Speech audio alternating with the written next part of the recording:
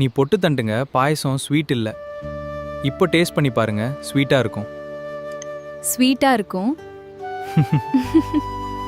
சாமந்தி சீரியலோட இது வரைக்கும் உள்ளதோட ஷார்ட்டு. சாமந்தியும் அவங்க அம்மாவும் வந்துட்டு அம்மா வாய் பேச முடியாதவங்க, ஒரு ராணி ராஜாங்கிற வீட்டில் வேலை பார்க்குறாங்க. அங்கே நடக்கிற ஒரு வில்லனோட ஏற்பாடுனால அவங்க தீப்பிடிச்சு எறிகிறாங்க. அது சாமந்தி குடும்பத்து மேலே விழுந்துருது. சாமந்தி அதனால் அம்மாவை கூட்டிகிட்டு ஊரை விட்டு தலைமறைவாக இருக்கிற மாதிரி ஓடி வராங்க.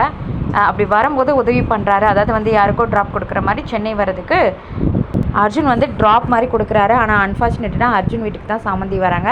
இவங்க 2 பேர் தான் ஹீரோ ஹீரோயின். அதுக்கடுத்து சாமந்தியோட அக்கா நல்லா வசதியாக படிக்கிற பொண்ணு மாதிரி சாமந்தி தான் கஷ்டப்பட்டு படிக்க வைக்கிறாங்க.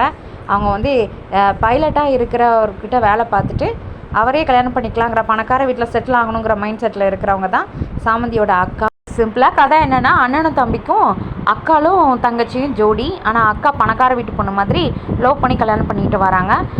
இங்கே அர்ஜுனோட அம்மா அப்பா கதை தான் என்னன்னு தெரியல. வீட்டில் வேலைக்காரியாக இருக்கிற பார்வதியை அவங்களுக்கு பிறந்த பிள்ளையாக தான் எனக்கு தெரிஞ்சு சாமந்தியோட ஜோடி இருப்பாங்கன்னு நினைக்கிறேன். ப்ரொமோ படி இப்போதைக்கு சாமந்தி மேலே அர்ஜுனுக்கு லைட்டாக இன்ட்ரெஸ்ட் வந்துடுச்சு. சாமந்தி சமைச்சு கொடுத்துட்ருக்காங்க, பாயசம் கொடுக்குறாங்க. அதை டேஸ்ட் பண்ணி பார்த்துட்டு ஃபஸ்ட்டு இனிப்பு இல்லைன்னு சொல்லியிருந்தாங்க. அப்புறம் சாமந்தி குடிச்சு பார்த்துட்டு இனிப்பாக தானே இருக்குன்னு சொல்லிட்டுருக்க, ஒருவேளை சூட்டில் தெரியல போலன்னு சொல்லிட்டு வேணும்னே இதை அர்ஜுன் பண்ண மாதிரி நமக்கு காட்டுறாங்க. ஸோ எபிசோட் ரெகுலராக ரிவ்யூ பண்ண ஆரம்பிக்கணும்னா வீடியோஸை பார்க்குறவங்களாம் சப்ஸ்கிரைப் பண்ணிக்கோங்க.